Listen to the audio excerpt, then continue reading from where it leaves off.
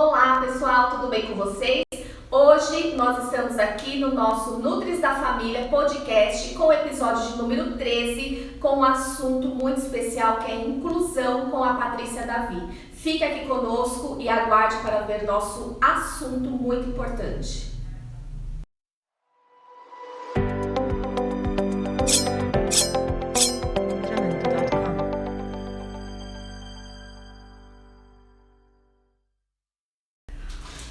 Olá pessoal, estamos aqui hoje com uma visita muito especial, uma colega de trabalho aí do passado. De muito tempo. A gente fica com saudade e convida, elas não tem jeito, aceita, vem aqui com a gente nesse bate-papo.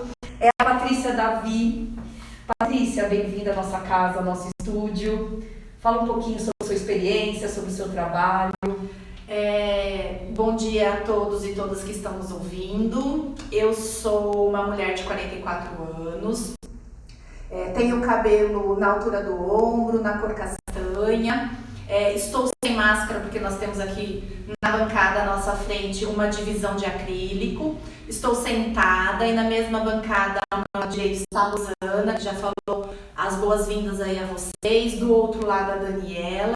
E atrás da gente tem um cenário, né, que é uma parede branca com uma decoração de tijolinhos, uma placa que reflete aí o símbolo da Nutris da Família e algumas prateleiras com flores, com potes de alimentos. Então é deste lugar que a gente vai fazer esse bate-papo aqui hoje, né? Muito legal. E primeiro eu quero agradecer o convite e parabenizar vocês por trazer um assunto muito importante, né, para a sociedade como um todo, que é a gente falar de inclusão. Né?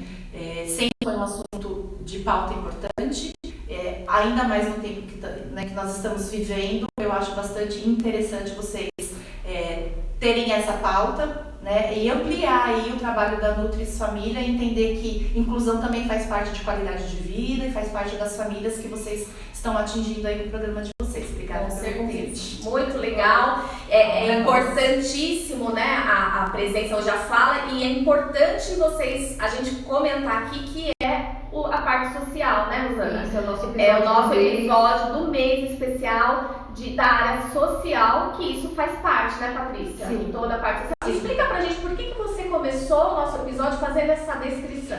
Eu tava falando aqui para as meninas, né, que elas são produtoras de conteúdo, né, através aí da mídia, o podcast ou mesmo os vídeos, e que se a gente quer fazer uma produção de conteúdo acessível, né, a gente tem que pensar em todas as pessoas que estão ou nos assistindo ou nos ouvindo, né? Então a gente tem alguns recursos de acessibilidade. Então eu comentava aqui com as meninas que, por exemplo, para esse conteúdo acessar as pessoas surdas, a gente precisa ter uma intérprete de Libras, né? E essa autodescrição que eu fiz de mim e do espaço que a gente está fazendo essa entrevista é para atingir as pessoas com deficiência visual, para localizá-las no tempo, no espaço, né? Para que elas consigam fazer uma ideia do lugar de fala que a gente está fazendo.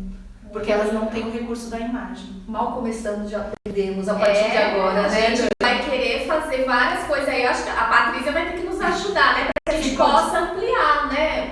Isso. Aqui, gente, eu vou chamar ela de Pá, porque é amiga de muito tempo. Não vou ficar Patrícia, pra Rosana é Pati e pra mim é Pá. Então, A gente já tá um pouco maior, né? Daqui a pouco ela te chama de P, cuidado. Nós temos muito assunto. Eu falei pra Pá que esse podcast de hoje era umas 3 horas, né? Quase isso, ou mais, né? Mas não tá. Não permite. Por enquanto, não, né? Quem sabe um dia, daqui uns 2 anos, a gente começa com isso aí. Mas a gente também pode voltar a dar foco em outros assuntos, Ótimo. né? Porque é muita coisa pra gente falar, né? Exatamente. Muito legal.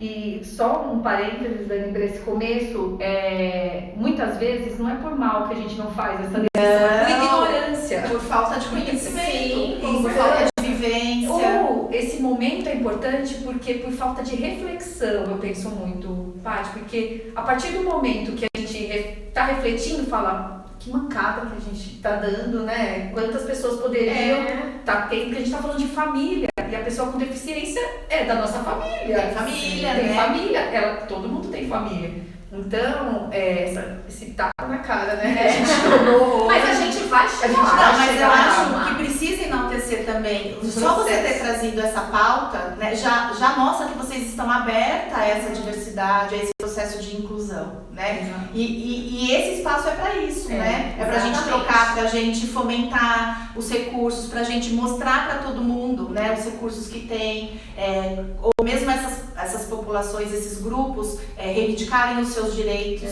né? Então é para isso que a gente... Eu acho que às vezes a gente pensa que a gente vive no nosso mundinho, não é? A gente fica ali isolado, isso na nossa área também de nutrição, né? A criança que é alérgica, que a proteína do leite de vaca, por exemplo, ao glúten, a gente não sabe que tem uma pessoa muito próxima da gente e quais são os problemas sociais que ela enfrenta, até mesmo o vegano, né? O vegetariano. Então a gente é um outro contexto de inclusão. E hoje você veio para falar disso que também está muito próximo e às vezes a gente nem sabe. Exatamente. Né? Exatamente. Tá mais muito legal o nosso pedido de desculpas e a gente vai atrás. A gente vai atrás. A Patrícia vai nos ajudar. Então a Patrícia nos ajuda. Se você que está nos ouvindo e faz alguma atividade, você faça essa pergunta. Eu estou praticando inclusão? Quando, né? Sim.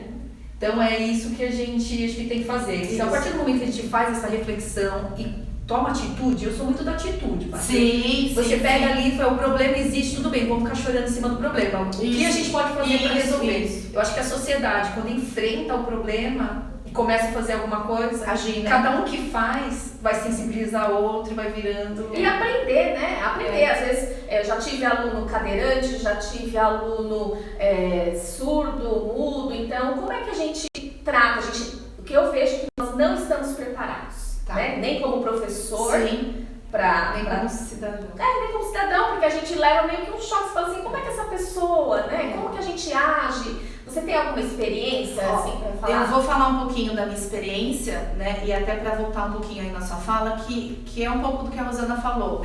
A gente vai se dedicando e estudando e trilhando alguns caminhos e que às vezes nos afasta de outro. Então, por exemplo, o que às vezes a gente sabe de senso comum é o que às vezes a gente vai usando. Então, por exemplo, a Dani falou, eu já tive alunos cadeirantes, alunos surdo-mudo. Esse é um termo, por exemplo, que a gente não usa, porque a gente tem surdo que fala. Isso. Né? Então não é surdo-mudo, então eles gostam de ser chamados de pessoas surdas. Né? Então, e a gente vai trilhando, então não é que vocês também, né, desconhecem, é porque vocês vão trilhando um caminho que vocês não têm essa vivência. E acho, né, de novo, esse espaço é para isso, é pra gente, né, disseminar essas informações e a gente ir avançando enquanto sociedade. Então, assim, eu tenho um percurso aí totalmente voltado para a área da educação, né? Então eu fiz desde a minha formação lá no magistério até as licenciaturas na graduação, e o meu mestrado foi na área de distúrbios do desenvolvimento, né? E aí eu fui seguindo essa linha, né, de estudo e de atuação. Então eu sou professora do ensino público, né, o que também me traz bastante experiência nesse sentido, né? E trabalhei lá atrás, claro, quando existiam as instituições especializadas, então também fui professora de uma escola de educação especial, né, que também contribuiu muito aí para a formação, né? A gente já foi para o ensino superior, né, é de lá que a gente se conhece, e hoje, atualmente, eu trabalho no centro de formação, né, do município de São Caetano, e faço parte do grupo que é o Coletives, né, do qual aqui também represento, e é um pouco do que a gente vai falar. Então eu fui trilhando também a minha experiência, né, nessa área de atuação aí das pessoas com deficiência. Bacana. E você percebe assim que dos municípios, São Caetano, bom, vou dar a minha percepção, ele tem muito, né, esse trabalho envolvido com a inclusão. Eu fui em alguns desfiles de 7 de setembro lá e as crianças dessa escola que você está falando, não lembro o nosso Anne Sullivan, a Escola de Educação Especial Anne Sullivan, ela ainda existe. Existe, né? E as crianças todas participavam do desfile, né? Sim. E as atividades dessas crianças naquele momento, elas faziam o quê? Era uma escola que só tinha pessoas com deficiência. A Escola de Educação Especial Anne Sullivan, por exemplo, que é uma escola que o município ainda mantém como escola de educação especial, né? Ela hoje ainda tem os seus alunos lá matriculados por desejo das famílias, né, de lá estarem.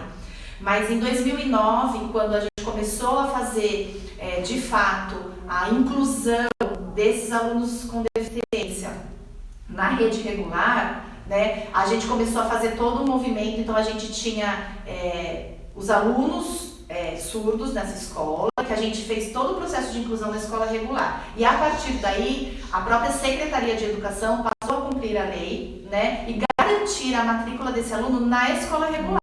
Então a gente começa a fazer um trabalho de parceria com o Unisullivan, né, nesse processo de inclusão do aluno, do estudante com deficiência na escola regular.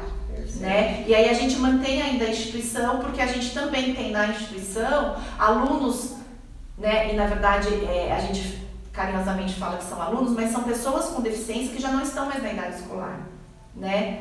E que permanecem ali fazendo outras propostas de trabalho, né, de acordo ali com a sua necessidade, mas que também já foge do âmbito da escola, né? A gente tem matriculado lá ainda assim alguns alunos na idade escolar, né, e que as famílias por enquanto não optaram para que eles estejam no ensino regular. Mas todo o nosso movimento é para que todas as pessoas com deficiência, os estudantes com deficiência, estejam na escola regular. Porque a gente acredita nesse processo da inclusão. Exatamente, isso que eu queria. E a gente fala assim, parece óbvio, mas fala da importância que é, né? Deles estarem, como um aluno, como outro qualquer, estar numa escola regular. Isso. Primeiro, né, quando vocês me chamam aqui para falar do termo de inclusão, eu queria discutir um pouquinho, né? Por que a gente tem que falar da importância da inclusão? Porque parece óbvio, mas porque existe exclusão, né? Sim. Se a exclusão não existisse, a gente não precisaria defender o processo de inclusão, né? Então, historicamente... A pergunta seria, por que não? Se é tão óbvio. Exatamente. Então, historicamente, a gente tem aí constituído no nosso país, né, e vamos falar desse lugar aqui, muitos processos de exclusão social, né? E não estamos só falando das pessoas com deficiência, a gente está falando de exclusão social de uma série de grupos, né? Mulheres, idosos, mulheres pretas, mulheres de baixa renda, famílias de baixa renda, são vários grupos que são segregados, né? Estão à margem da sociedade. Né? Então sempre a gente está falando de processos de inclusão, né? Então como que a gente aproxima esse grupo, né, a ter os mesmos direitos que todos, né? Então as pessoas com deficiência também, né? Então como é que a gente aproxima as pessoas com deficiência a participarem dessa sociedade como um todo e a escola, né? A escola é um equipamento público, né? Estou falando da escola pública, mas ela é um equipamento em que ele como cidadão tem direito de usufruir. Então, falando das pessoas com deficiência historicamente, elas eram muito marginalizadas, né? A gente tem uma época aí da história em que as famílias que tinham filhos com deficiência eram até levadas, induzidas ou convencidas de que ele não deveria nem viver, né? Então, a gente considera a exclusão até como que quem sobrevivia já estava incluído, né? Já era uma vitória. Então, a gente vem historicamente crescendo aí com esses processos, né? Até chegar nos dias de hoje, onde a gente defende que o lugar dessa pessoa é um cargo de uma pessoa, né? Que antes da deficiência ela é uma pessoa. Então, onde a gente aprende? Na convivência. Onde a gente aprende? Nos mais diversos lugares. Quanto talento. Quem a gente aprende? Na diversidade. Então, é lá que a gente defende que essas pessoas têm que estar. Quanto talento você está deixando de desenvolver, de dar luz, né? Então a gente defende, né? E aí a gente tem todo um processo de constituição de lei aí no nosso país que vai avançando para que a gente consiga, de alguma forma, efetivar, né, esse processo de inclusão. E é aquilo, né, gente? A gente tem a Declaração dos Direitos Humanos de 1948, onde ela já diz, né, a educação é um direito de todos. E a gente, no nosso país, tem que criar legislações para fazer cumprir outras legislações. Que é mais alto. Né? Eu não precisaria ter nenhuma legislação que falasse da inclusão escolar se eu me deparar somente com seguisse a regra. Direitos humanos, a própria LDB, direito à escola, direito à merenda a escolar, saúde, a educação, ao trabalho. Então, não precisava ter mais nenhuma outra lei, mas não. A gente tem que construir processos de lei, para lembrar a sociedade e fazer cumprir, né? E até os políticos mesmo, não é só a sociedade, principalmente os políticos, que aquilo ali nós já estamos assegurados, né? E não estão cumprindo. Isso, hoje a gente está nessa não temos que discutir o que já foi pois definido, né? Tudo que está no papel é muito lindo, né? Eu dei uma aula essa semana falando justamente disso, da merenda escolar, o direito, o acesso, como que é lindo, mas na prática a gente vê que tem falha, isso em todos os âmbitos, e é isso que você faz, sua fala é perfeita nesse sentido, que a gente tem que ficar criando situações, criando leis, né? Você participa de audiências, é uma ativista aí, né? Em vários sentidos, para se fazer cumprir, né, o que já estava lá, né? A gente teve grandes avanços, a gente não pode negar, Sim. né? A gente teve, e esses avanços são políticas de Estado e não políticas partidárias, o que fortalece isso como processo de lei, e a gente ainda não alcançou, né? É um processo, a educação é um processo, o desenvolvimento social é um processo, mas a gente vinha em lutas para conquistar mais direito. Infelizmente, né, a gente está num momento onde a gente está fazendo lutas para garantir os direitos já conquistados. Então isso, né, atrasa, né? A gente tem aí muitos retrocessos na área da educação, né? E em especial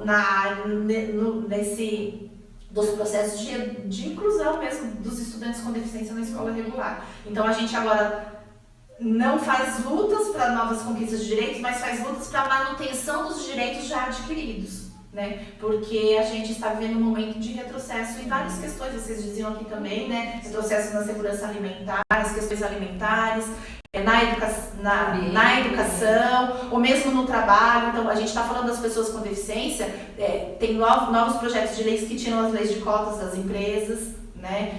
Que eles acham que cota é privilégio. Né? Então, é um retrocesso, né? Então a gente está agora nas lutas da manutenção dos direitos que a gente já adquiriu. Entra a questão da equidade, né? Se você quer dar igualdade, você tem que dar equidade, você tem que dar melhor condição para quem está em situação...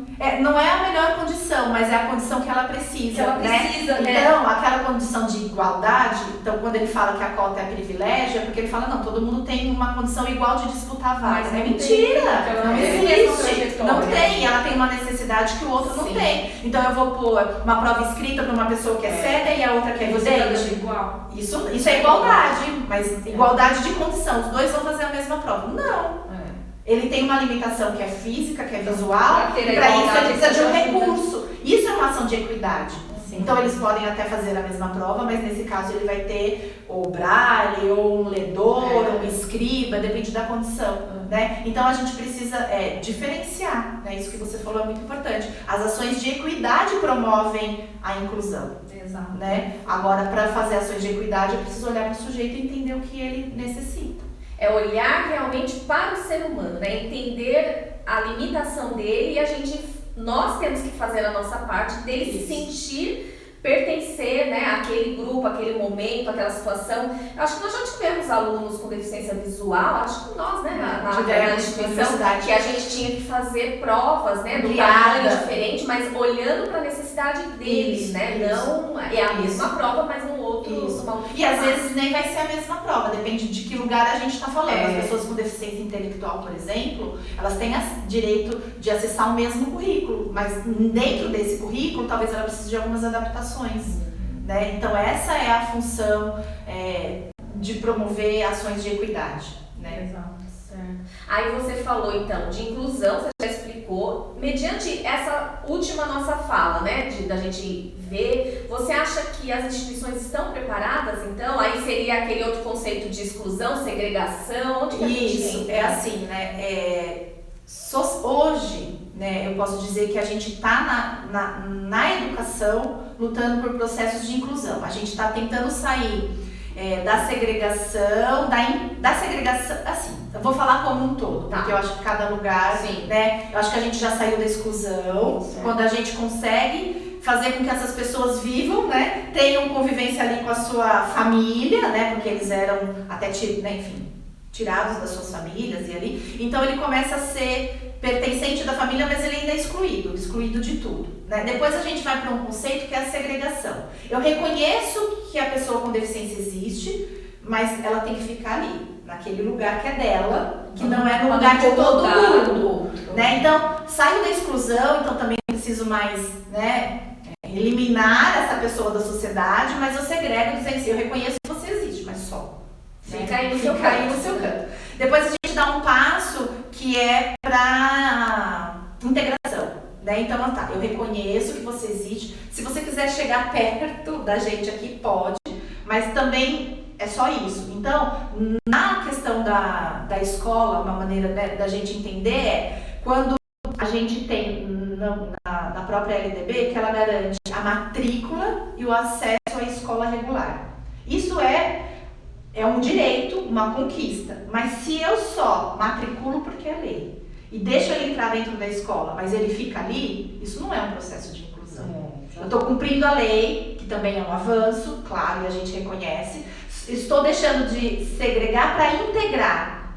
Mas integrar ainda não é o que a gente quer. Não é incluir. Integrar é ele ficar ali naquela sala de aula, lá no cantinho, né? Lá sozinho, ou lá, enfim. Às vezes é como cuidador, né? Se é um aluno para necessita desses cuidados. Então, né? Claro, são processos que a gente tem que reconhecer que são avanços, né? A gente podia estar parado lá. Mas a nossa luta agora é para sair dessa integração e, de fato, para a inclusão. Né? Que então, ele viver o que ele é. Isso. Um aluno como... E a gente promover ações de equidade. Então, falando da escola, e quando você perguntava do município de São Caetano, claro que eu vou defender o lugar que eu atuo, né? Mas o que a gente tem como garantias de leis? Né? Então, quando as pessoas com deficiência chegam à escola, né, e elas chegam através dessa garantia da matrícula, né, o Ministério da Educação lança uma série de documentos e de decretos fortalecendo, sim, esse processo. Então, dizendo assim, ó, a escola especial, né, vai passar a deixar de existir, obviamente porque as famílias vão fazer matrícula na escola regular, a gente vai investir os recursos na escola regular e a gente vai levar os especialistas da escola especial para dentro da escola regular, para dar esse apoio. Por quê? Porque a gente, na escola, né, a gente lida ali com a maior diversidade de alunos, mas a gente não tinha essa relação da pessoa com deficiência. Então também não é justo você cobrar dessa comunidade escolar uma ação efetiva de inclusão sem que você dê o suporte. Sim. Então o MEC cria o atendimento educacional especializado. Então os municípios criam ferramentas de concurso, de contratação, para dar esse suporte para a escola. Para os professores. Para os professores, para toda a comunidade, a equipe gestora, os professores, as famílias, no atendimento dessa pessoa. Né? Então ele vai lá fazer esse trabalho, que a gente chama de um trabalho colaborativo, de atuação dele especialista na área, né, da pessoa com deficiência, junto com o professor especialista ali, daquele conteúdo, daquela disciplina, ou daquele contexto educacional. E ele tem essa experiência, e antes dele ser um especialista na educação especial, ele é um pedagogo. Né? Então a gente está falando de professor. Então ele garante a presença desse profissional dentro da escola, numa tarefa de fazer essa parceria com o professor e atender esses alunos, que é o que a gente chama na sala de recursos multifuncional. Então ela atende esse aluno no individual ou em pequenos grupos para complementar ou suplementar uma necessidade que ele tem, que às vezes na sala de aula a gente não vai conseguir dar conta. Né? Então, por exemplo, eu vou falar aqui de um aluno, né, com deficiência visual. Então ele está lá na sala de aula, o professor está falando, ele está ouvindo e o professor vai falar do mapa do Brasil, né?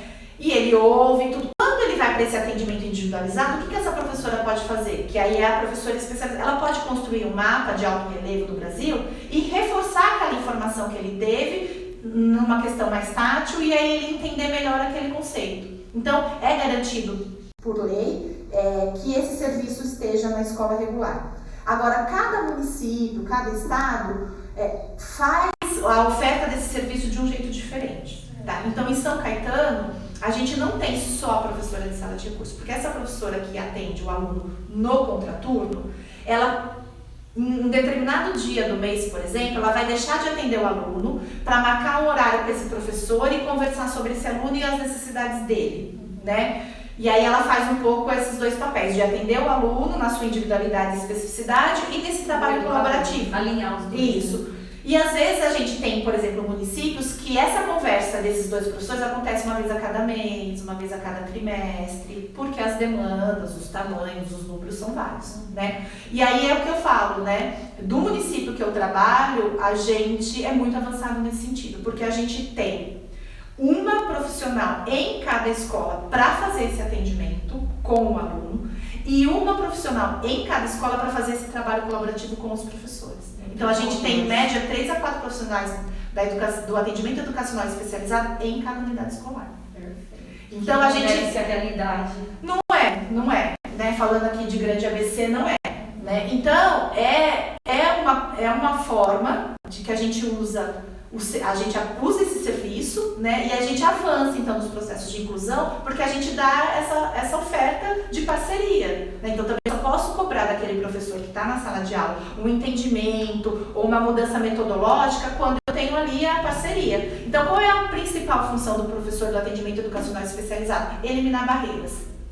Ela identifica quais as barreiras que impedem aquele aluno de acessar o currículo, de ter participação plena, e aí ela trabalha junto na atuação da eliminação de barreiras. Se hoje todo o país fosse contratar nessa... Tem profissional, Paty? Tem. Formado? Tem. A gente precisa entender uma coisa, né? Eu sou bastante utópica, então eu preciso falar isso. Hoje, eu estou à frente desse trabalho, né? Assim, São Caetano está nesse processo há mais de 13 anos, né? Desde quando saiu a lei. Só cortando um pouquinho, mas só para a gente entender. Seu trabalho hoje, dentro do município, você treina essas pessoas? Isso, a gente tem um centro de formação de professor. De multiplicador. Isso, dentro desse centro de formação, a gente tem formação de gestor, de professor por componente curricular, formação de professor de matemática, de ciências, de fundamental 1. A gente tem todo um panorama de formação. E dentro desse processo de formação está a formação das professoras do atendimento educacional especializado, né? Então a gente também oferta essa formação, mas veja, que era que eu ia completar da fala da Rosana, a gente quer que um dia esse profissional não precise existir mais. Né? Hoje ele existe para eliminar essas barreiras, mostrar como a gente acessa, o que a gente faz. A gente quer criar um dia, utopicamente na sociedade, a inexistência desse profissional. Por quê? Porque aí a gente entende que a educação por si só é inclusiva. Né? Porque ao mesmo tempo que eu tenho que criar um mapa tátil para o aluno que é deficiente visual, eu tenho um aluno que não tem uma deficiência física, mas que ele pode aprender mais pelo sensorial. Ele é pouco auditivo, ele é mais distraído. Eu vejo dois caminhos. Então, a gente também está criando recurso de uma aula acessível, não só para pessoa com deficiência. Quando eu uso um vídeo na minha aula, o que eu estou priorizando? Pessoas que aprendem mais pelo visual do que pelo auditivo. Não necessariamente tem uma deficiência. Não necessariamente ela tem uma deficiência. Então a gente quer deixar que o ensino inclusivo, né, nas nossas escolas seja uma oferta de todos, sem deixar ninguém para trás, né? E esse ninguém é ninguém mesmo. Só que, claro, como público com deficiência, né, um público que historicamente ficou muito à margem do processo, a gente precisou criar leis e ferramentas para que eles estivessem e a gente desse esse suporte. E eu acho que ainda tem que continuar por muito tempo.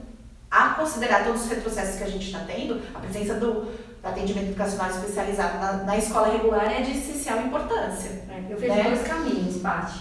Um é a existência desse programa, porque ele, aos poucos, o profissional está trabalhando anos com isso, ele já vai entender e vai saber reproduzir. E a formação dos novos profissionais, né? Da importância de uma matriz curricular, da discussão ativa na universidade, para quem fosse formando já ter isso de uma forma muito clara. Isso é um outro debate, né? Porque há tempos a gente ouvia assim dos professores, eu não aprendi a lidar com esses alunos, né? Eu estudei para trabalhar com alunos aqui no regular, quem queria trabalhar com pessoas com deficiência estudava para ir para a escola especial. Então, por um certo tempo, a gente foi entendendo, né? Hoje, a gente nem discute mais isso, né? E a gente se apoia, claro, que o ensino superior dê conta também de fazer formações de licenciatura que abarcam toda essa diversidade, né? Que já existia na escola, né? Porque agora só é mais uma população ali. Legal. Opa, essa questão de deficiência e necessidade especial não se usa mais, né? O termo necessidade especial. A gente também tem um avanço histórico aí nos processos, né? E a gente, né, já chamou de portador de necessidade especial, de pessoas especiais, né? E aí, em 2006, a gente publica aí, enquanto país, né, a Convenção do Direito das Pessoas com Deficiência. Então, foi um grande movimento social das pessoas com deficiência. E ali nesse documento elas colocam exatamente uma série de apontamentos de necessidades e uma delas é como é que a gente vai se dirigir a essas pessoas, né? E, então são pessoas com deficiência, né? Hoje o termo que a gente usa tem até a sigla PCD, né? Pessoas com deficiência, né?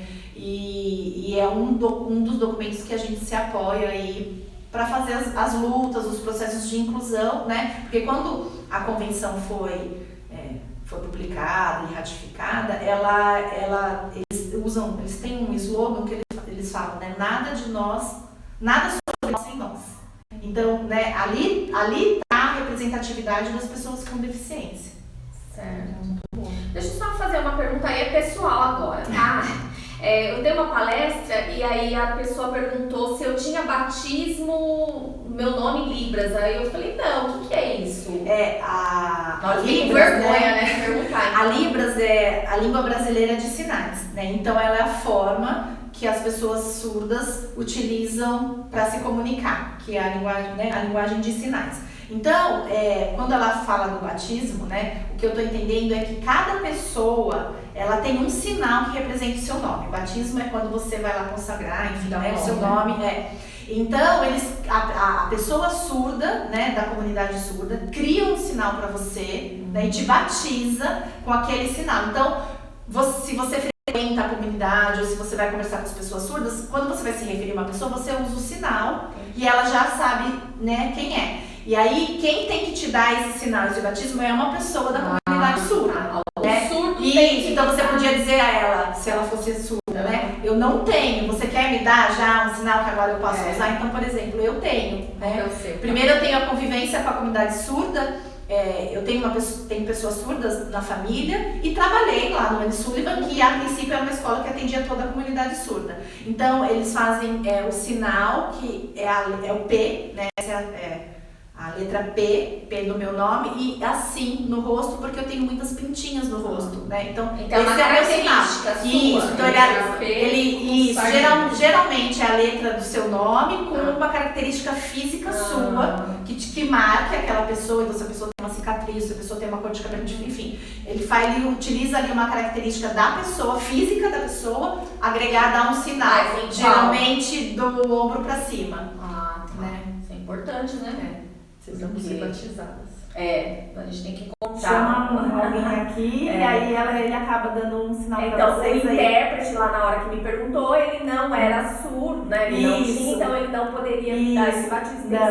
E provavelmente ele perguntou porque toda vez que você ia falar, ao invés dele digitar Dani e ela, ele faria o seu sinal. Entendeu? Então, é por isso que ele pergunta, porque aí ele já vai se referir a você, palestrante, pelo... Nós estamos aqui com a Patrícia. Não, como você tinha assinado, então ele tinha que digitar todo o sinal. Soletrar, né? Como que fala isso? A gente estava discutindo isso, a Rosana estava perguntando, você quer perguntar para ela se tem diferença lá dos sinais? Porque eu fiquei refletindo assim, se tinha diferença de um estado para o outro, como que é essa questão? Eu tenho um conhecimento muito vago, mas eu posso falar, então, a língua brasileira de sinais é uma língua nacional do país. Mas a gente tem algumas especificidades. Então, né, assim, aqui a gente fala mandioca, em outro lugar fala macaxeira. Então, a mesma coisa para alguns sinais, existem algumas regionalidades. E, por exemplo, em outro país, né, então, língua brasileira de sinais. Então, tem a língua inglesa, americana, né? Então, eu sei que ela é diferente, né? Dentro do país a gente tem essas especificidades, mas de modo geral a gente tem aí o dicionário de Libras, tem toda essa formação que dá para os intérpretes, né? Então ela é nacional. E a gente fala o que? A diferença é soletrar, porque, por exemplo, se você fala amor, como você fala amor na língua do... Então, você vai ter que ver o contexto da frase, né? Geralmente você vai ter que ver o contexto, isso aqui é amar, né? Então, a gente geralmente só digita com as letras do alfabeto o nome de pessoas, o nome de ruas, né? Porque, por exemplo, até para os estados já tem sinais, né? Então, São Paulo, né? Então, já tem um sinal para o estado de São Paulo, enfim. Para muitas coisas já tem sinal próprio. Eu acho muito legal. É uma língua, né, gente? É igual a gente aprender inglês. Como é que fala carro em inglês, né? Mas eu acho legal, assim, que a Patrícia tem duas meninas, né? E é um baratinho elas falando, né? Elas sabem falar tudo porque eu tenho o meu cunhado, ele é surdo, nasceu surdo, casou com uma mulher surda que ficou surda aos 4 anos, né? Então, o meu cunhado, por exemplo, ele não ouve nada, não faz leitura labial e ele usa muito o recurso da Libras. Ele não faz leitura labial? Não. A minha cunhada faz leitura labial, como ela já teve, né? Ela ficou surda aos 4 anos, né? né? Ela tem uma oralidade até que possível, então por isso ela fala, então por isso não existe surdo-mudo, e ela usa muito bem a Libras. Então as minhas filhas convivem com isso desde que nasceram. Então elas têm sinal, elas, né? Então elas vamos mandar um vídeo de parabéns pro tio, eles fazem em Libras, né? Então a gente já tem isso muito no convívio. Mas é como um outro idioma, então você tá falando do inglês, se você não usa... Você esquece. Esquece. Que é o que acontece comigo. Não começa a me perguntar, porque eu já vou. Porque também no dia a dia você está usando aquilo, Isso, é é muito muito orgânico, é muito natural. E é o que acontece com as meninas. Isso. Né? Talvez, se você tiver o privilégio de ter na sua turma, você vai falar a vida inteira. Né? Você passa 10, 12 anos da escola ali com um amigo, você fala com eles e você vai poder usar isso na sua vida. Isso, porque você, né, enfim, você pode ajudar alguém que estiver numa fila do banco e o banco não tiver, por exemplo, esse tipo de acessibilidade. Deveria ser obrigatório, geralmente tem. Mas né? Mas aquilo, a gente tem que fazer lei para as pessoas cumprirem a lei. É a lei da acessibilidade, gente. A gente acha que a acessibilidade é só rampa por cadeirante, né? E olha lá que tem lugares que não tem. Então, assim, não é. Então, quando a gente fala, né, até voltando um pouquinho da definição da pessoa com deficiência, né, o que a gente tem entendido, né, a deficiência nessa questão relacional com o meio. A deficiência, ela é um impedimento físico, de ordem sensorial, cognitiva, tudo bem. Mas ela só é impedida de participar da sociedade pelas barreiras que a sociedade impõe. Então, a nossa eliminação, então, na escola... tem a barreira arquitetônica? Tem. Se você tem um cadeirante, você tem que ter uma rampa, você tem que ter um elevador, né? Você tem que ter um corrimão, você tem que ter um piso tátil se o seu aluno usa bengala, né? De sinalização. Você tem as barreiras, as maiores barreiras que eu posso destacar na escola, elas são duas. As atitudinais e as metodológicas. Né? As atitudinais, de forma geral na sociedade, mas da aceitação daquela comunidade escolar em ter ali aquele aluno, né? E do professor principalmente, entender que ele tem que repensar todo o planejamento dele em função, eu diria, de todos os alunos, não é só daquela pessoa. Às vezes eu falo assim, feliz a turma que tem um estudante com deficiência, porque se o professor parar para repensar para ele, pensa para todos. Exato. Porque ele consegue enxergar diferente. Não é? Então eu tenho um relato de um professor que falou assim, eu fui pra quadra, peguei bolas para explicar sobre norte, sul, leste, oeste, né, os pontos cardeais, nananana. Ele falou, aí eu descobri que a turma toda entendeu muito bem. Então ele usou um recurso para atender um estudante com deficiência, a sala toda fez, e aí ele viu que aquele tipo de aula que ele deu foi sucesso. Então é isso que a gente quer, né? Então a gente encontra bastante essa barreira. As crianças a serem... Eu acho que até ser mais humanas, né? Eu acho que é o primeiro momento porque ele começa a enxergar a diversidade do outro, né? A diversidade do outro, respeitar que o outro é diferente. Né? Eu. Respeitar que o outro é diferente, que o outro tem necessidades diferentes da minha. Mas eu vou dizer pra vocês, os alunos, os estudantes, as crianças, a gente encontra pouquíssimo problema. Eu fiz um ensino fundamental de barreira. Você sabe, né? Na nossa idade, nós somos contemporâneos. Naquela época não se falava de rampa, nada disso. Eu tinha uma amiga que teve paralisia infantil, na época tinha paralisia infantil, e era uma briga quem ia estar do lado dela. Então, assim, é tudo tão natural, a gente passou os 9 anos. Foi uma briga porque todo mundo queria. Todo mundo queria, porque assim, hoje a criança, ela é genuinamente inclusiva. Sim. São os adultos que trazem esse preconceito. Então, a professora tinha que fazer escala pra gente estar do lado da Daisy, pra gente subir as escadas, porque não tinha isso. Então tinha a dupla, levantava, carregava. E aí, eu nunca vi essa diferença, porque era... Então, assim, um beijo desse. Tomara que ela esteja ela é foda, uma fofa. E aí, isso foi, a gente não estava ajudando ela, porque ela é o normal, só que ela nos ajudou a pensar, né, no outro. Eu tive 2 situações, um aluno cadeirante, né, Luiz Guilherme, com certeza deve assistir a gente aí, e teve as dificuldades, com certeza. Então, assim, os pais dele iam todas as noites, levava ele, claro, na faculdade tinha acesso, mas assim, e o entorno? E as calçadas não estão preparadas, então uma vez a gente se encontrou na rua e é uma dificuldade. Falei, gente, como? Aí eu falei, olha só a situação dessa Eu vou te fazer uma pergunta, a deficiência tá nele ou tá na sociedade? Pois é. Qual é a barreira que ele enfrenta para a participação? Pois é. Ali é arquitetônica. Então a gente gosta, às vezes, muito de dar esse exemplo. O cadeirante está lá numa rua cheia de buracos, de subidas e descidas. Ele tem um impedimento para Ele participar. até quer Mas o fazer, impedimento né? está nele. É. Coloca ele numa calçada, sei lá, as ruas de Brasília, né? Reto, plano, Sim. sem buraco. Ele vai livremente. Tá nele, é o mesmo cadeirante, é a mesma pessoa. Onde está o impedimento da participação? Hoje ele já está formado, é nutricionista, né? É um orgulho. Mas assim, os pais dele se expuseram, né? Estar lá todas as noites durante os 4 anos, né? Então você acaba movimentando porque ele tinha um objetivo. E a sociedade né? não E tá a pronta pra sociedade preparar ele. e a nossa Receber. situação de estágio, né?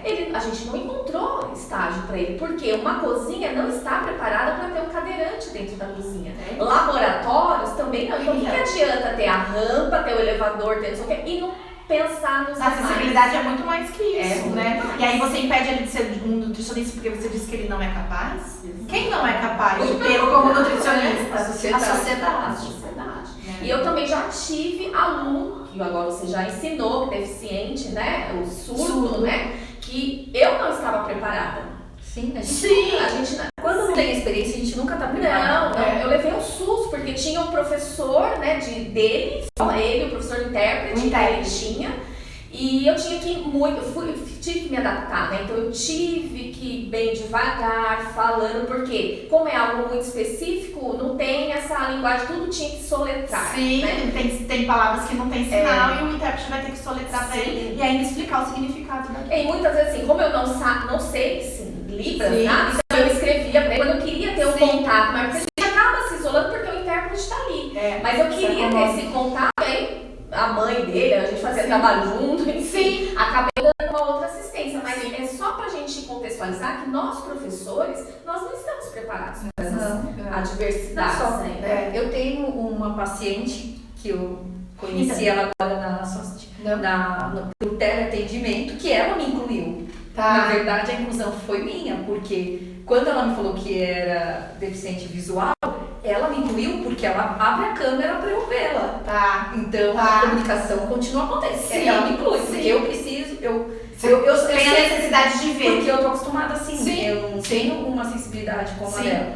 E eu não sei se está correto, mas eu brinco que eu ajo como uma criança de 3 anos, que não tem medo de perguntar. E hoje vai super bem, porque eu falo, como que eu faço? Eu passo orientações pelo WhatsApp. Posso te passar por texto? Ela, tranquilo, Rosana, porque eu tenho os recursos, fica com posso fazer tal. Então, a gente 2-3 minutos de conversa sobre o assunto, ela me incluiu. Você tá aprendendo, né? Eu aprendi. E a gente. E o que você falou, Rosana, é um dos melhores caminhos. Quando a Dani fala a gente não está preparado, né? Então a gente tem que criar mecanismos, né? Então, por exemplo, a universidade tem que ter um departamento que te dê esse suporte, né? Tem que seguir as leis, tem que garantir os acessos. E mais, o caminho da Rosana é uma dica, então, para quem de repente vai ficar esperando esse suporte vir, né? Pergunte pra pessoa. Como você quer ser chamado, né? Como você quer ser tratado. Isso, tá bom pra você? Quer que eu falo mais alto? Quer que eu falo mais baixo? Quer que eu fico de frente? Qualquer coisa levanta. Quando você dá a oportunidade de pessoa falar o que ela precisa, você tá sendo incluída no atendimento. E você já tá incluindo. Você não sabe os recursos, tudo bem. Então eu vou escrever, tudo bem, olha, eu não sei Libras. Então vamos tratar aqui como a gente vai se comunicar? Vou escrever, você vai ler. Então pergunta pra pessoa. Né? É engraçado porque aí a gente tem essas barreiras atitudinais da gente achar que a pessoa não pode responder por ela só. Porque ela acha que tá sendo. Então tem uma charge que tem uma pessoa empurrando a cadeira, aí outra chega e fala, nossa, como seu filho chama? Ele fala, eu chamo tal, pode perguntar pra mim. Então pergunta pra mãe, porque ele tá na cadeira e ela entende que ele não é capaz de ouvir falar, né? Então a gente tem, enfim.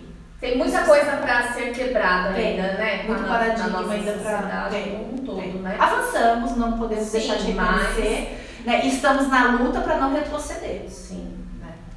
E nessa questão de ensino remoto, como que ficou essa turminha aí? Né? O ensino remoto foi um desafio para todo mundo, né? Então, o que a gente faz? Eu gosto muito sempre de falar isso, né? A gente tem um slogan, um lema, né? Que assim, é não deixar ninguém para trás. Então, o ensino remoto em São Caetano, por exemplo, que é de onde eu vou falar essa experiência, é não deixar ninguém para trás. atrás. E, gente, quando eu falo ninguém, é ninguém. É claro que sempre que alguém vai ouvir a Patrícia falar, ela tá sempre falando das pessoas com deficiência, dos estudantes com deficiência. Mas é ninguém. Então, a gente criou um ensino remoto para atender todo mundo. Então, tem uma parcela que acessa, tem equipamento e tem internet, então eles fazem a aula remotamente, a gente tem plataforma, a gente construiu plataforma, todos os nossos alunos têm e-mail institucional, então entra na sala Google, a gente tem a parceria com a Google, né, for Education, então a gente usa a plataforma Google, eles fazem a aula com o professor, nos Meets, com matriz de grade horária ali, tudo. A gente tentou transferir, né? Obviamente que não é a mesma coisa, mas a gente tentou organizar, né? Organizar o ensino dessa forma. E as pessoas com deficiência da mesma maneira, né? Agora, a gente tem alunos com ou sem deficiência que não têm acesso aos equipamentos. Então, a gente vai para uma versão impressa. Então, as famílias vão até a escola, retiram todo o material, o aluno faz as atividades e devolve. Né? Ainda a gente usa um outro recurso que é um pouco mais próximo de algumas famílias, que é o celular. Né? Então, às vezes a gente vai mandar aquela atividade impressa com um pequeno videozinho onde o professor explica como é para fazer, o que é aquela abordagem, aquele objeto de conhecimento, até para facilitar para a família, porque hoje o interlocutor do processo de aprendizagem é a família, né? Não é mais o professor. Né? Mesmo pelo Meet, quando o professor dá aula, quem está ali do lado é quem é o responsável por esse processo. Até de entrar na hora, de clicar. Se a criança é muito pequena, ela depende totalmente da família. Então, para as pessoas com deficiência, foi a mesma coisa. Agora, é claro, a gente tem alguns casos que tem algumas especificidades que o remoto não dá conta, tá? E, de novo, não é só com a pessoa com deficiência. A gente tem uma criança, né, um menino ou uma menina lá de primeiro aninho que não consegue ficar na tela muito tempo, então não faz. Ela não por isso ela tem uma deficiência, mas a gente também tem crianças com uma necessidade que não consegue, tem o recurso, mas não consegue ficar na tela. Então a gente vai usando essas estratégias do impresso, de videozinhos com a família, às vezes a gente faz até videochamada, onde a professora da sala explica um pouco para a mãe do que ela quer ali. Aí às vezes tenta entrar na aula só na parte mais que a professora vai contar uma história, vai contar uma música, vai fazer uma atividade mais prática. Então a gente vai criando esses mecanismos. E hoje, como eu falei lá para você no começo, o atendimento da sala de recursos, a gente também está fazendo virtual, né? Então, também essas professoras do AE estão atendendo esses alunos no individual, seja remoto porque ele tem condição, ou seja de uma outra forma, né? Tentando também suplementar ou complementar essa necessidade que o ensino remoto trouxe pra gente. Perfeito, muito legal, né? E agora fala do seu novo projeto aí, que é o Coletives. Então conta pra gente o que é, quais são os objetivos. O Coletives, ele é, como eu gosto de dizer, um grupo, né? Pela própria definição aqui, um grupo plural e horizontal, onde a composição é feita por vários participantes, no sentido de cada um, né, trabalha numa área. Então essa pluralidade entre os participantes, né, ela por si só já caracteriza esse Coletives, né? E a gente é um grupo que tenta fomentar aí ações, né, de inclusão social de uma maneira mais geral, né? Então, fazer projetos, fazer ações, fazer assessorias em que a gente consiga pensar numa sociedade que não deixe ninguém para trás. Que não precise mais de vocês. Como diz, né? Assim, no futuro. Então ele já existia há algum tempo, né? Ele foi idealizado pela Liliane Garcês, né? Que é uma pessoa que está à frente dessas lutas, né? Dessas pautas há muito tempo, né? Inclusive ela tem uma experiência aí já de ter participado do Ministério da Educação, né? Na frente da educação especial. E aí, o ano passado, ela retoma, né, esse Coletives, até diante da necessidade que a gente estava, pandemia, pensar nas pessoas, nos estudantes com deficiência no ensino remoto, como que a gente lida com a educação nesse momento, os retrocessos que a gente teve aí nas garantias de direito.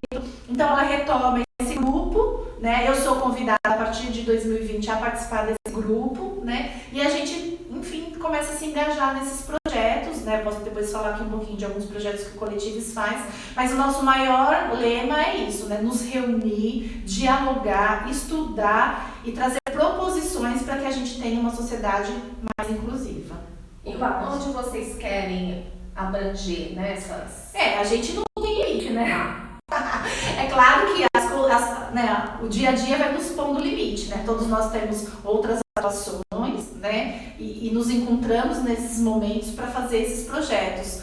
Mas, né, a gente tem aí uma amplitude até de território nacional, né? Mas, enfim, a gente não tem limite. Onde a gente for convidado, o espaço que a gente puder ocupar, a gente vai ocupar com essas pautas, né? De defesa aí, especialmente das pessoas com deficiências, mas não só, né? Paty, a gente vai colocar aqui no descritivo, mas onde a gente te encontra? Eu, como coletivos, a gente tem Instagram, né? A gente tem Facebook, a gente tem LinkedIn, né? E então vocês encontram os nossos projetos, as nossas, né, produções nessas ferramentas de mídia social. Então, e quais são os profissionais que estão neste grupo? A gente tem pedagogo, a gente tem profissionais da saúde da área da fonoaudiologia, a gente tem psicólogos, a gente tem arquitetos, urbanistas, a gente tem comunicadores, pessoas da área da comunicação, da educomunicação, que é a educação com comunicação, só da comunicação, né? Enfim, a gente tem, acho que é isso, de modo geral, bem diverso, que também potencializa as ações desse grupo, né? Bacana, várias visões. Nós podemos ir para a indicação, né? A gente tem uma parte agora que é a indicação do especialista. Você trouxe um livro, né? Trouxe. Eu falei, né, para as meninas aqui que isso é uma pauta muito extensa, né? A gente se sente até assim, nossa, eu preciso falar de tudo um pouco. Acaba não cabendo. A gente acaba não cabendo, a gente olha aqui, né? Mas enfim, é um bate-papo. Eu gostaria muito de recomendar esse livro, né? Deixa eu colocar aqui a tela na frente.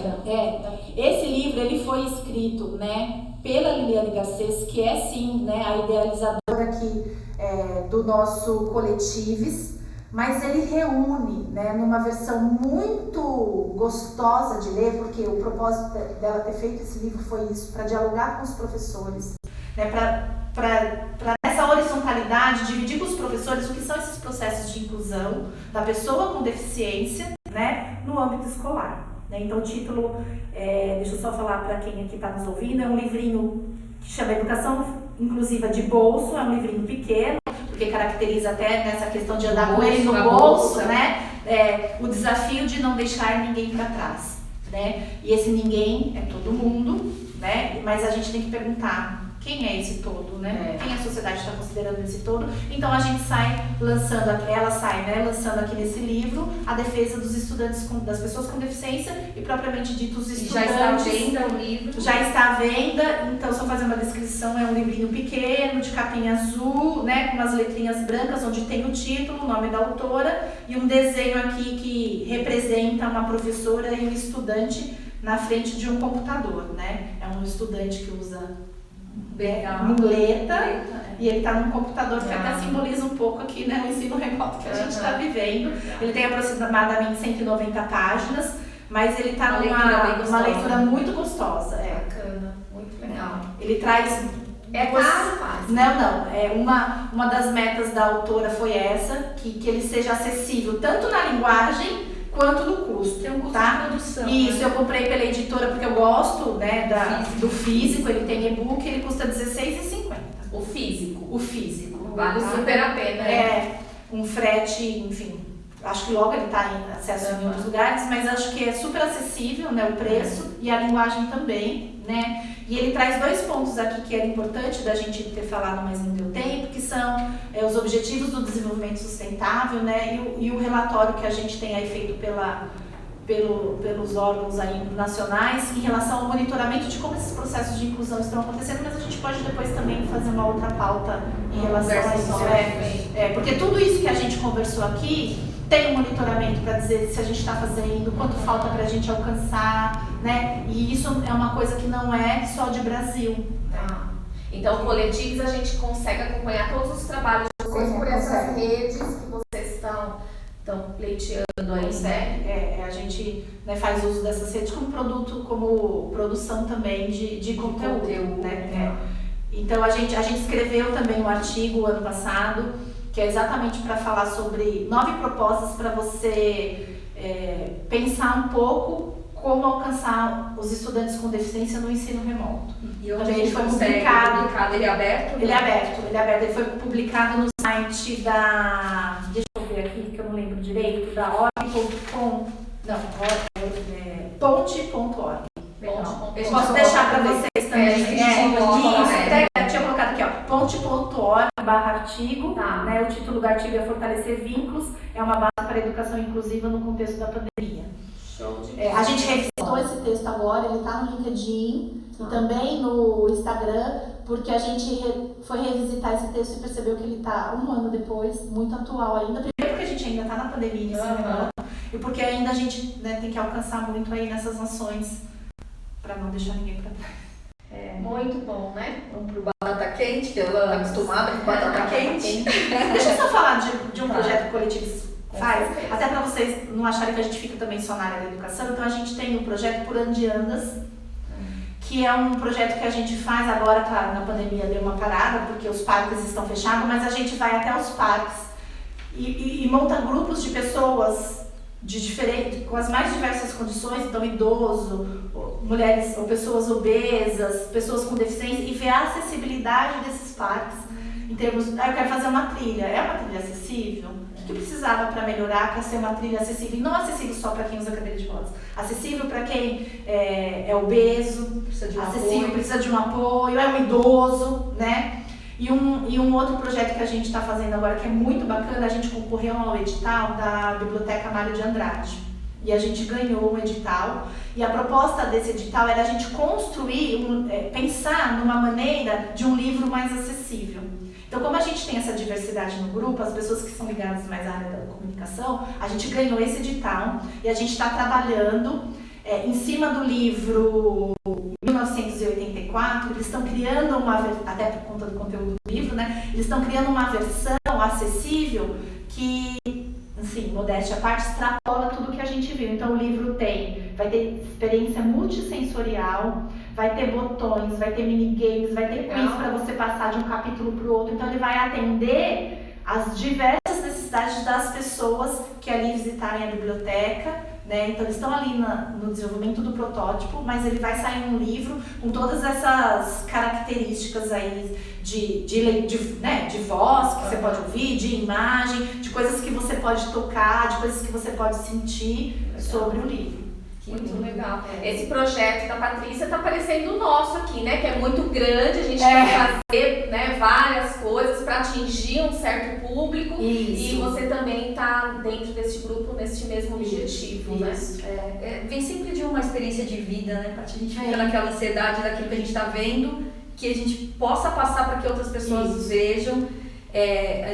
A nossa observação, você vê às vezes alguns canais, número de seguidores. Quando a gente olha, não tá ligado à fama, nada disso. A gente olha assim, já pensou que se isso que é tão legal que eu vejo... Essas 1000 pessoas, essas 1.000, 2.000, não sei quantos milhões a gente vê aí, né? Por algum motivo, às vezes, que não vai mudar tanto a sociedade. Sim. Aí você fala, nossa, se isso chegar nesse número de pessoas... É por isso que a gente entra em rede social, é por isso que a gente está aqui. O Nutris é com um projeto nessa linha, que tem muita coisa que a gente enxerga que gostaria de compartilhar com você, do outro lado, a qualquer hora, a qualquer momento, em qualquer situação, celular, um rádio, né? Uma imagem, incluir a todos. Card, Não é possível, isso está só dentro da sala de aula da universidade. Então, quando a gente pede para compartilhar, é isso, é o desejo de uma coisa bacana ser passada para o outro. Então, quando eu tenho uma coisa legal, eu quero que o outro saiba. Que essa informação, ela se pulverize, né, pelos mais diferentes meios. A contaminação do bem, né? Isso. De formação científica com qualidade e que com responsabilidade para todo mundo. Né? Até pensando, né, em tudo que a gente conversou, o podcast hoje, ele pode se tratar de uma inclusão, não é? Pode ser um meio, uma ferramenta, né, de acessibilidade. Então a pessoa, né, a gente fala, a pessoa está ouvindo, tudo bem, ela pode ter uma deficiência visual e aí ela ouve, põe ali, e ela não precisa da imagem para entender aquele conteúdo. Porque naquele conteúdo já tem a preocupação do áudio. Né? Acho que o podcast não foi nem criado com essa finalidade, né? Não sei, mas talvez não. Talvez não, mas é uma ferramenta que atende a esse público, né? Antes de fechar, Paty, a gente tem sempre um olhar viciado da nutrição, por conta da nossa vida. Claro. E vai próximo podcast, depois você pode conversar com a gente também, que é a inclusão alimentar. Que hoje, até por conta da alimentação cheia de ultraprocessado, as novas doenças que vão aparecendo, novas incapacidades de digestão ali, então você não pode consumir glúten ou você tem algum aminoácido que você não pode consumir. Então a gente tem trabalhado muito a informação e as pessoas precisam entender que quando ela está cozinhando, a mudança da receita vai impactar em alguém que não pode aquele ingrediente e que quer comer. Então a inclusão alimentar, ela é muito séria, porque alimento está o dia inteiro na nossa vida também. E você tem que ter o direito, se eu posso ir no restaurante, alguém que tem alguma deficiência de uma enzima, alguma coisa, ela também tem que ter o direito de entrar no restaurante e saber se naquele restaurante, se naquele alimento... E até vai impactar na área da Patrícia, né? Porque muitas vezes, nós aqui da parte alimentar, a criança fica com desenvolvimento, né, neuropsicomotor afetado e que vai depois ter a gente tem várias linhas, né? É isso que a gente fala. A pessoa com deficiência, antes de tudo, ela é uma pessoa. Então ela pode ser obesa por uma questão de não informação nutricional. Ela pode ser, algumas deficiências, ou alguns casos a gente precisa entrar com medicação para controle de comportamento, ou às vezes até para controle de compulsão alimentar, né? O autismo, né, Paty? As pessoas com transtorno do espectro autista, né, a gente tem linhas aí de atendimento, linhas clínicas, em que tem muita atuação do nutrólogo, do nutricionista e até do TO, porque eles apresentam às vezes seletividade alimentar e isso envolve na nutrição, no desenvolvimento, né, dessas pessoas, ou o contrário, às vezes alguns alimentos que acabam trazendo um comportamento mais agitado, que aí confronta com aquela medicação, então a gente precisa ajustar a medicação, mas também a alimentação, porque antes de tudo ela é uma pessoa, assim como nós, né? Então se eu estou comendo compulsivamente porque eu estou ansiosa, então eu tenho que ter um conhecimento sobre essa questão alimentar. E a mesma coisa, né? Uma pessoa com síndrome de Down também pode ser ansiosa, né? Às vezes até uma coisa na escola, às vezes até aquilo que parece, que bacana, vamos comemorar o aniversariante do mês, todo mundo vai cantar parabéns para todas as crianças, ótimo. Mas aquela que não pode comer aquilo, ela nunca vai comer o bolo, ela nunca vai... Não é uma pessoa com deficiência, ela é só intolerante a glúten, por exemplo, né?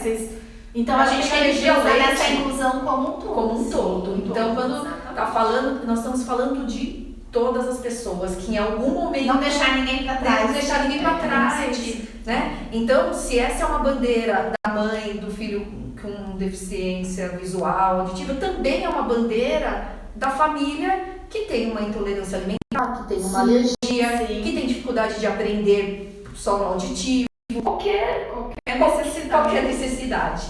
Paty, vamos lá? Vamos lá. Nosso último quadro. Você já brincou de batata quente? Só com a bola, né? Nessa parte ela é da educação física, é movimento. Até pra sentar aqui foi difícil, não deve ser nada. Você como eu consegui ficar sentada sem derrubar nada. Paty, estudar é bom para evoluir e poder atuar para uma sociedade mais justa. Maravilha. Doce ou salgado? Salgado. Eles falam salgado assim, mas pensando, mas eu posso doce, né? Não, eu gosto muito mesmo de salgado. Uma fruta. Morango. Um prato, Paty, te relembra a infância, que você gosta muito. Assim, que eu gosto muito não me remete à infância. Então, um prato que me remete à infância é arroz e feijão. Assim, né? Agora eu gosto muito de muitas coisas, né? Mas, risoto. Quero te agradar, o que eu faço? Um risoto.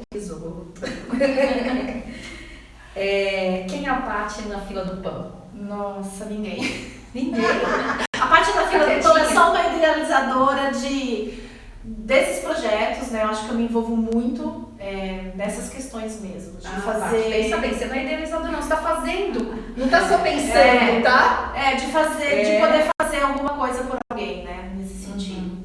É alguém que vai deixar a história aí pra gente. Um pensamento que você quer deixar pro pessoal que está nos ouvindo, nos assistindo? Eu quero deixar um pensamento, pode ser um pensamento mesmo, é uma frase. Eu acho que neste momento que a gente está vivendo hoje, a gente precisa muito de empatia, muito, em todas as situações, né? De se colocar no lugar do outro, diminuir essa polaridade, né? Certo, errado, bem ou mal, eu ou ele, né? Porque isso tem prejudicado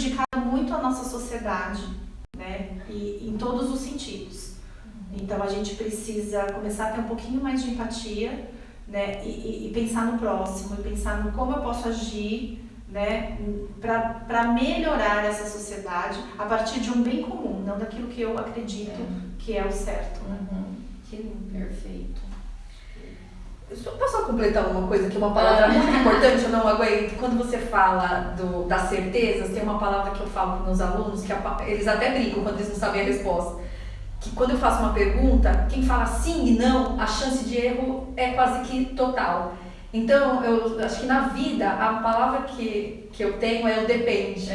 Então, quando alguém te pergunta alguma coisa, você fala assim, depende. Depende pra quem é, como é, em que contexto. Então, a palavra depende, eu acho que resume isso que você está falando. Porque quando você fala assim, sim, você está deixando alguma outra situação de fora. Não é a mesma coisa. Então, quando você fala depende, a palavra depende, ela te dá essa pluralidade de pensar, de abrir o olhar. Então, é até brincadeira nas minhas aulas, porque quando eu faço uma pergunta, que eles dão risada, eles falam assim, depende, maravilhoso, agora mas é uma fala muito importante, e eu não posso sair daqui sem dizer, né, que um dos retrocessos que a gente teve aí na questão da inclusão educacional foi o decreto 10.502, que foi lançado em 2020, né, por esse governo, e que a gente, numa luta social muito grande, conseguiu, nossa, me fugiu a palavra agora.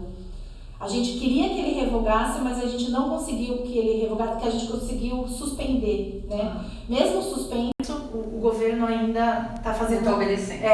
Mas é para ter essa relação com o seu depende. Então, assim, esse decreto veio para voltar para as escolas especiais, porque a gente depende.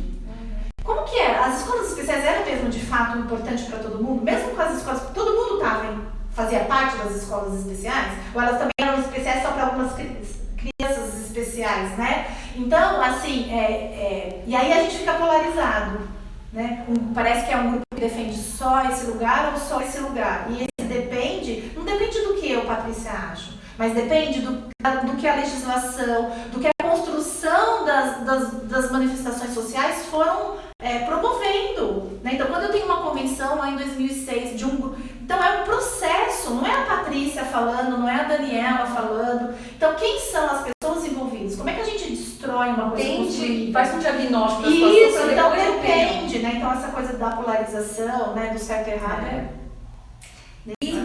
O que nos impede de prosseguir? Acho que deixar de sonhar, de ser utópico, né? Porque acho que a gente tem que ser utópico. Eu tenho muito essa questão da utopia. Eu gosto muito de uma fala do Paulo Freire, que quando ele fala que esperança é do verbo esperançar. Esperança não é do verbo esperar, esperar que as coisas aconteçam. Esperança é do verbo esperançar da ação. Então, acho que se a gente não tiver essa esperança de acreditar em algumas coisas e agir, a gente vai ficar só esperando acontecer. Perfeito. Muito obrigada. Obrigada por vocês, um pouco menos ignorantes. Obrigada, adorei bate-papo. Né? E parabéns mais uma vez por trazerem essa pauta, pensando que a qualidade de vida e que as famílias que assistem vocês, né, precisam também dessa informação. Sim, com certeza. A gente não pode ficar só no nosso mundinho, né? Isso, a gente tem que abrir a nossa caixinha. Isso. Essa história de estar dentro da caixinha, está por fora e a gente... Isso, a gente constrói muros, mas mesmo que os muros ainda existam, a gente pode alargar esse processo. Exatamente. Pessoal, o papo foi muito bom, foi longo, mas valeu muito a pena, não é? Foi gostoso. Muito bacana. Se eu aprendi, a Dani aprendeu, né, Dani? A gente se conhece, a gente vai tentar ser um canal melhor a partir de agora. Vamos pedir ajuda. Mais inclusivo, mais acessível, tira desse lugar do melhor. Então, mas é que o inclusivo é melhor, né? Não? É melhor pra mim, é melhor pro outro. Então, se você tiver uma sugestão aí, olha, vocês estão esquecendo, eu tô sentindo essa falta, dá um jeito de... Manda essa dica pra gente, a gente vai ouvir com o maior carinho e pedir ajuda para você, para como que a gente vai fazer isso.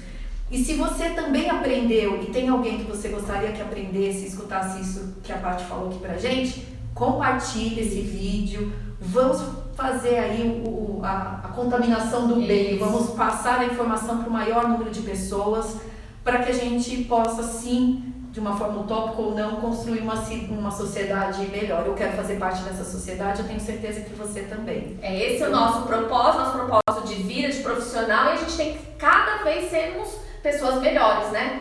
E não ser mais, por exemplo, na nossa área, né? Mais um nutricionista. A gente tem que ser o nutricionista com todas essas visões e qualificações. Exatamente. E utopias, né? O que temos no próximo episódio? No próximo episódio, nós vamos ter um assunto muito importante com o Dr. Uzum, que vai falar de cirurgia bariátrica, né? Exatamente. Eu trabalho com o Dr. Uzum há mais de 20 anos, com a nossa equipe, com a psicóloga, e o Dr. Uzum é uma pessoa fantástica, muito competente, querido. Então, não percam a oportunidade de entender, sem preconceito também, às vezes eu sou contra ou sou a favor, depende. Então, venha nos ouvir aí um pouquinho do que tem aí de experiência nesse tempo todo dele, de como procedimento cirúrgico, com a experiência com as pessoas, do porquê existe a cirurgia bariátrica dentro de uma sociedade com índices tão elevados de obesidade. Então, antes de julgar alguém, mas fez cirurgia, devia ter, fecha a boca, faz isso. Então, venha nos assistir aí na próxima semana. Isso aí. Muito obrigada mais uma vez. Até uma próxima. Fico à disposição. E fiquem com Deus. Fiquem com Deus. Até mais. Até Próximo mais. episódio. Tchau, Tchau, tchau. tchau.